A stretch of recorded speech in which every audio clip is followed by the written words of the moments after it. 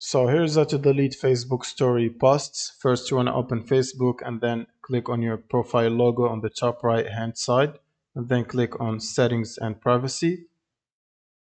And then in this menu, you want to scroll to settings and click on settings. And then you want to scroll down till you see activity log. And then you want to press on the activity log under your activity.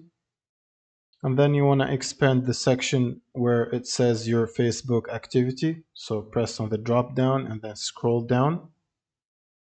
And scroll down till you see stories and then click on manage stories. Now click on the three horizontal dots next to the story that you want to remove.